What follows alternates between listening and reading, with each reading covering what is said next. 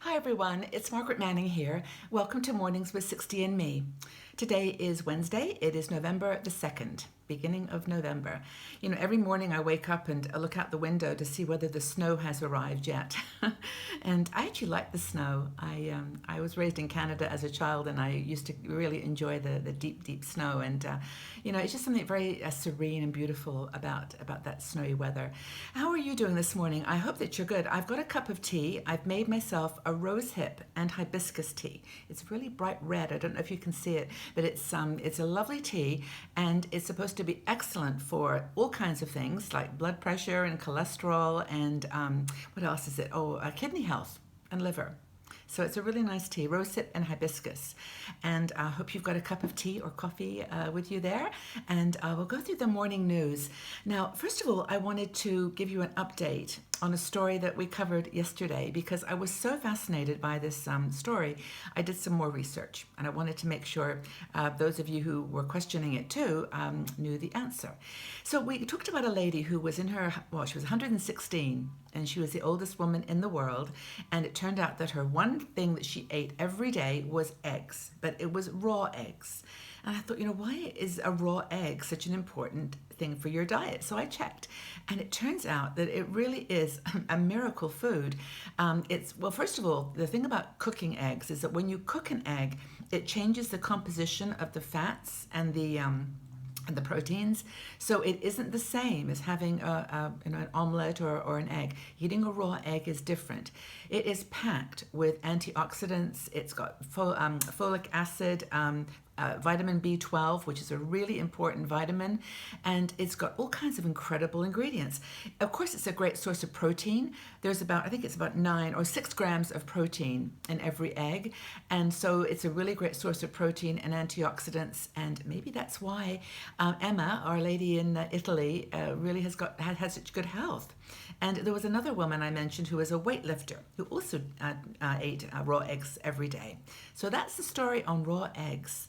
So you can mix it and not just drink it by itself. You could put it in a smoothie or mix it with some almond milk and shake it up and add a bit of honey. All kinds of recipes online. It was quite an interesting journey to explore. So hopefully that's helpful to you, and maybe you'll incorporate raw eggs into your diet. Be careful because some people are allergic to eggs, so just be aware. I'm sure you already know this if you're in your 60s that you might have an allergy, but just in case. So that's the health news for today. And I wanted just to go quickly through the news headlines. And I'm not going to spend a lot of time on each of the stories today. I think I'm going to give you an overview, kind of a wash of all the things that are going on in the world. And then I've got a feel-good story for you at the end that with one suggestion that you might not expect. I think it's a good suggestion, but you may not expect it. And also, I've got a gift for someone, so we can give that at the end of the show as well. So here we go with the news. Of course, in the United States, there's 7 days to go, or 6 days to go to the election, and both candidates are pulling out all the stops to discredit the other.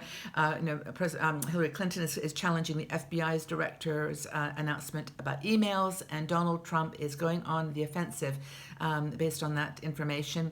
It's a very interesting story, and I'm sure, like a lot of you, I'll be really happy when the decision is made. Now, in Iraq, the Iraqi forces are making a push into Mosul suburbs. They're close. In France, the police have moved in to a growing migrant problem in Paris. There's a new mini jungle being formed. In South Korea, there was a woman at the center of a South Korean political crisis who has been arrested and detained. Big news in South Korea. In Lebanon, they have elected a new president. His name is Aoun, and he's an 81-year-old man. There's been a 2-year stalemate in their government process, so he has been elected president. In Pakistan, clashes are continuing between the anti-government protesters.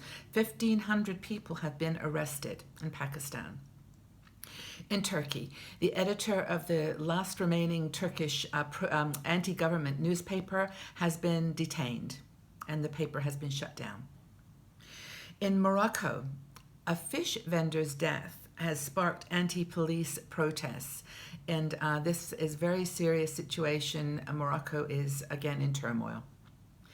In the United Kingdom, the chairman of the Bank of England, Mark Carney, has agreed to stay on for one more year past his agreed date of departure, 2018. Because of Brexit, he's staying on for one more year to give stability.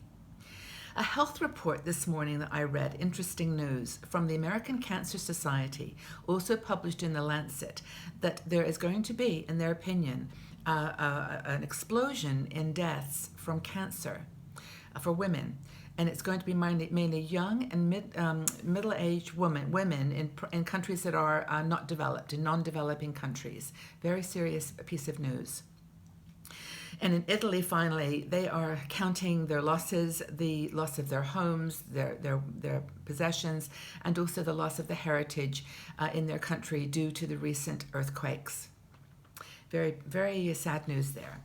But, the world moves on, and we've got our own lives to live, and I've got some fun things to report for you. One in particular here that, it's autumn moving into winter. We've talked about this before. And this is maybe a time of year, as we approach the holidays, we know that things are going to get busy, where we start to think about our style. What we're going to wear, how we're going to, present ourselves this holiday season. And, just it's a chance to also, rethink who you are, how you dress, and what your personal style is. And we have a great blogger. Her name is Doreen Dove.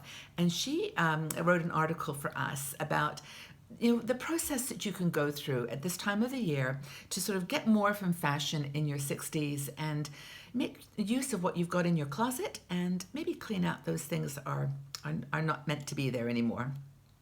So Doreen, there's a great article here on, I think there's 5 or 6 different ideas, and let me run through them and see if anything resonates with you this morning. Now, the first thing is to purge your closet, to perform a closet, what does she call it? A closet edit. And I do this actually several times a year, but it is a good time of year. But just pull everything out of your closet. Just pull it out and look at the items, kind of one at a time. Did you wear it this year? Is it flattering? Do you feel comfortable in it? Is it something that doesn't fit you? Did you not lose those 20 pounds that you thought you might lose? Is it something that it's really time to let go? Is get rid of outdated clothes, things that you don't like. That's the first thing. And, if you don't have a professional helping you, just use your gut instinct and try to be ruthless. Let it go. The second thing that she suggests is to buy 6 things. Now, this may sound a little bit of a extravagant thing to do, but Doreen's advice is really just buy 6 things that make you smile, that just give you a bit of a boost in your wardrobe for the next season. And, for example, you could buy just one more pair of basic black or pants or a skirt, something that you wear all the time that you love. Just refresh that one thing. Maybe buy, a scarf. Perhaps you want to buy something, a little bit of jewelry, or just something that accessorizes what you might already have.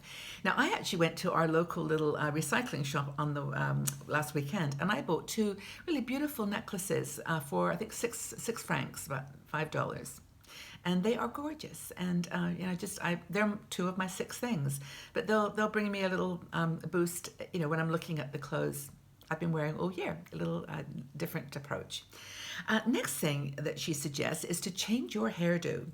Now, if you're looking at pictures of you like 5 or 8 years ago, and maybe you're wearing the same hairstyle, maybe it's time to just get a little shorter cut, or maybe let it grow longer. Cut a fringe or bangs, or just do something different. I mean, you may love how your hair looks, and don't change it if you love it. But one idea for refreshing your wardrobe and your fashion sense is to do things that, aren't necessarily clothes related, but to do with hair. So that's one thing. Have a new hairdo. Another thing is to change your skincare and your makeup regime. I just did some interviews yesterday, by the way, with Ariane Poole, who is a makeup artist. We've been working with her for years. She's wonderful. And we did a bunch of interviews on all kinds of things. But one thing we talked about was, when you get older, your skin tone changes. Your hair certainly changes color, or mine did. And, sometimes we don't adjust our skincare or makeup to those new colors. So there's things you can do there. So check out your makeup and skincare regime. And, just make sure that you are watching how your skin tone changes as well. The next thing, and this is the thing I think is a little bit surprising, and I take the advice, and I actually have done it myself, but Doreen suggests that you get a professional headshot. That means, a picture of just your head. You don't need to show your body, just your head. And keep it, for your, or just still for your LinkedIn profile, for your profiles online. And just have a picture that kind of captures you in a really lovely light, because these professional photographers, it's done with lighting. They do great things with just an angle or a light. And her reminder, and mine too, is that, you're not getting any younger. This is the best you're going to look. For a while, and I have a professional shot, of course, for business, but it's just nice to have one picture that you feel really it shows all your beautiful features. So that's Doreen's advice for just rethinking style this season, is just to get a professional headshot. And if you don't want to go to a professional photographer, just get a friend and find some really nice light out in nature, and just take a picture with your cell phone, and just make sure it's the light. I keep repeating this, is important. Just make sure it's beautiful, and have a nice picture of yourself. That's her final suggestion. I like that idea.